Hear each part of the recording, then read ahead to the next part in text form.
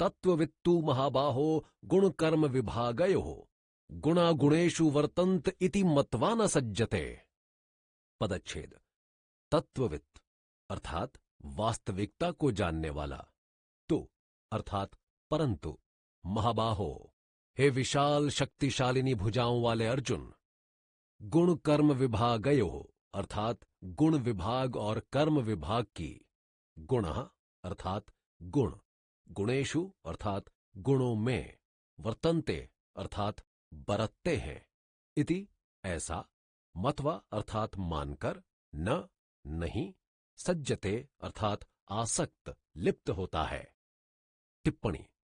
त्रिगुणात्मक माया के कार्य रूप 5 महाभूत और मन, बुद्धि, अहंकार तथा 5 ज्ञानेंद्रियां, 5 कर्मेंद्रियां और शब्दादि 5 विषय, इन सब के समुदाय का नाम गुण विभाग है और इनकी परस्पर की चेष्टाओं का नाम कर्म विभाग है। इन दोनों विभागों से आत्मा को पृथक अर्थात निर्लिप्त जानना ही इनके तत्व, इनकी वास्तविकता को जानना है। प्रकृतेर गुण सम्मूढ़ा सज्जन्ते गुण कर्मसु तान कृतसन्न विदो मंदान कृतसन्न विन्न विचालयेत। पदच्छेद।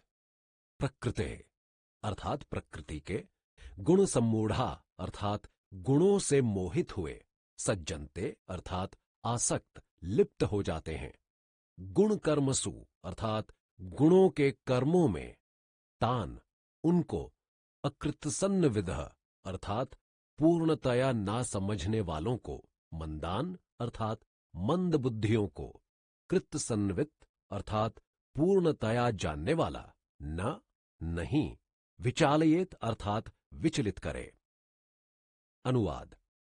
प्रकृति के गुणों से अत्यंत मोहित हुए मनुष्य गुणों के कर्मों में आसक्त हो जाते हैं। उन पूर्णतया ना समझने वाले मंद बुद्धियों को पूर्णतया जानने वाले विचलित ना करें। मयि सर्वाणि कर्माणि सन्न्यस्याध्यात्मचेतसा निराशीर निर्ममो भूत्वा युध्यस्व विगत ज्वरः। पदच्छेद।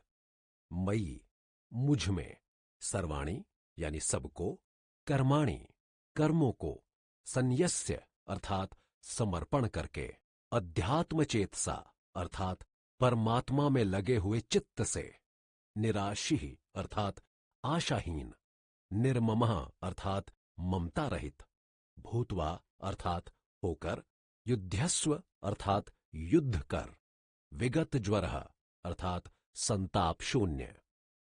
अनुवाद। मुझ अंतर्यामी परमात्मा में लगे हुए चित्त से संपूर्ण कर्मों को मुझ में ही समर्पित करके, हे अर्जुन, तू आशाहीन, ममता रहित तथा संताप शून्य होकर अब युद्ध कर। टिप्पणी। इसी अध्याय के दूसरे श्लोक में अर्जुन ने भगवान से निवेदन किया था कि ज्ञान योग एवं कर्म योग दोनों की बातें सुन सुनकर वह अपने कर्तव्य के विषय में उलझन में पड़ गया था। अतः वे सोच विचार कर उसके लिए कोई एक श्रेयस्कर मार्ग निर्धारित करें। अब इस श्लोक के द्वारा भगवान ने अर्जुन की उस जिज्ञासा को शांत करते हुए कहा कि उसके लिए एकमात्र कल्याणकारी मार्ग युद्ध का ही है। इसलिए वह सब संदेह शंकाएं छोड़कर पूर्ण उत्साह, तन्मयता व साहस के साथ युद्ध करने के लिए खड़ा हो जाए। साथ ही चौथे श्लोक से लेकर 29वें श्लोक तक श्री कृष्ण ने शास्त्र विहित कर्मों के आचरण की आवश्यकता का विविध प्रकार से प्रतिपादन किया है। अब अगले 5 श्लोकों में उस सिद्धांत के अनुसार कर्म करने वालों की प्रशंसा और ना करने वालों की निंदा करके वे राग द्वेष के वश में न होने तथा स्वधर्म पालन पर विशेष बल देते हैं। ये मे मतमिदं नित्यं नुतिष्ठन्ति मानवः श्रद्धावंतो न सूयन्तो मुच्यन्ते तेपि कर्म भी। पदच्छेद।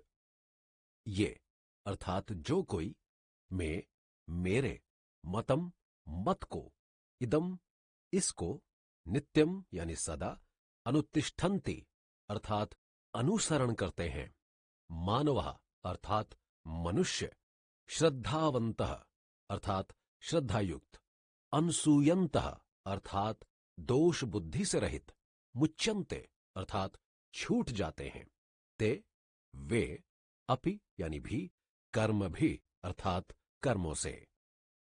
अनुवाद। जो कोई भी मनुष्य दोष बुद्धि से रहित और श्रद्धा युक्त होकर मेरे इस मत का सदा अनुसरण करते हैं, वे संपूर्ण कर्मों से छूट जाते हैं। ये त्वेत दभ्य सूयंतो नानुतिष्ठन्ति मे मतम सर्वज्ञान विमूढ़ाम स्थान विद्धि नष्टान चेतसः। पदच्छेद।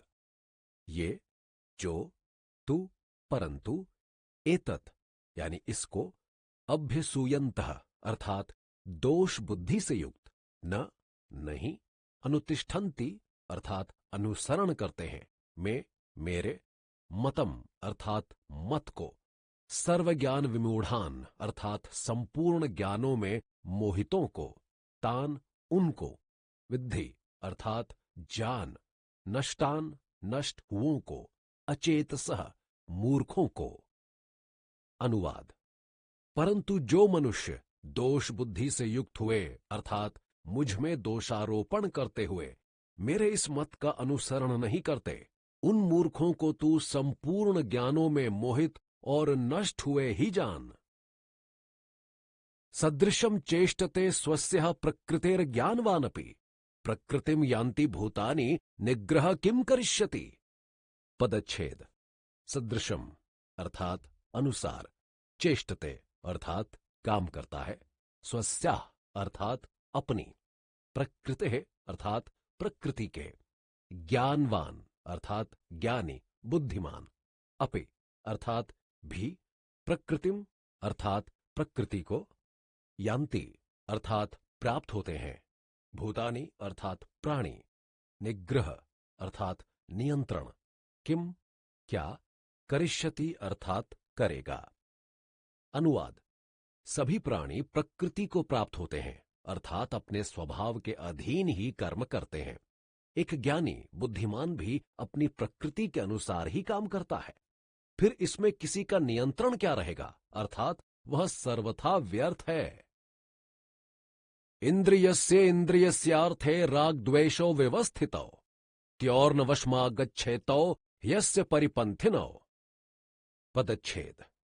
इंद्रियस्य अर्थात इंद्रिय की, अर्थे विषय में, राग द्वेषो अर्थात अच्छा लगना और बुरा लगना, प्रवृत्ति और निवृत्ति, व्यवस्थितौ स्वभाव से स्थित अर्थात स्वाभाविक, तयोः उन दोनों के, न नहीं, वशम अर्थात वश में, आगच्छेत आए, तो वे दोनों, ही अर्थात क्योंकि, अस्य इसके, परिपंथिनौ अर्थात शत्रु। अनुवाद। इंद्रिय इंद्रिय की अर्थ में अर्थात इंद्रियों की अपने अपने विषयों में प्रवृत्ति और निवृत्ति, अच्छा लगना और बुरा लगना स्वाभाविक ही होती है। मनुष्य को उन दोनों के वश में नहीं आना चाहिए अर्थात उनके जाल में फंसना नहीं चाहिए, क्योंकि वे दोनों ही इसके कल्याण मार्ग में विघ्न करने वाले महान शत्रु हैं। श्रेयान् स्वधर्मो विगुणः परधर्मात् स्वनुष्ठितात् स्वधर्मे निधनम श्रेयः परधर्मो भयावह। पदच्छेद। श्रेयान अधिक बढ़िया, वांछनीय, स्वधर्म अर्थात अपना धर्म, विगुणः अर्थात गुण रहित, परधर्मात् अर्थात दूसरे के धर्म से, स्वनुष्ठितात् अर्थात सुंदर रीति से संपन्न हुए, स्वधर्मे अर्थात अपने धर्म में, निधनम यानी मरना, श्रेय अधिक कल्याणकारी, परधर्म दूसरे का धर्म, भयावह अर्थात भयानक, अनिष्टकारक। अनुवाद। गुण रहित भी अपना धर्म सुंदर रीति से संपन्न पराये धर्म से अधिक अच्छा है। अपने धर्म में तो मर जाना भी अधिक कल्याणकारी है, क्योंकि दूसरे का धर्म नितांत भयानक, अनिष्टकारक है। टिप्पणी। पिछले श्लोक में भगवान कृष्ण ने राग तथा द्वेष को साधक के प्रबल वैरी बतलाया है। इस पर अर्जुन के मन में यह शंका हो सकती है कि यदि राग द्वेष से बचना ही अभीष्ट है, तो जब वह बड़ी सरलता एवं सुगमता से एक ब्राह्मण अथवा वैश्य की शांतिमय तथा अहिंसात्मक जीवन वृत्ति धारण करने से ही संपन्न हो सकता है, फिर उसके लिए भीषण रक्तपात और समाज संस्कृति नाशक कुल क्षय करने की क्या आवश्यकता? इसके निवारण के लिए भगवान यहां कहते हैं कि मनुष्य के वास्ते उसका अपना धर्म अर्थात निजी स्वभाव, संस्कार, रुचि एवं वासनाओं के अनुकूल कर्म क्षेत्र, आकर्षणहीन होने पर भी मनोग्राही परकीय धर्म अर्थात आत्मीय प्रकृति के प्रतिकूल कर्म क्षेत्र की तुलना में सदा वरेण्य है। कारण उसके व्यक्तित्व का जो चहुमुखी विकास सहायक परिस्थितियों में संभव है, वह अन्यथा नहीं। अब अर्जुन क्षात्र धर्म का एक जीवंत प्रतीक एवं क्षत्रियत्व का ज्वलंत आदर्श है।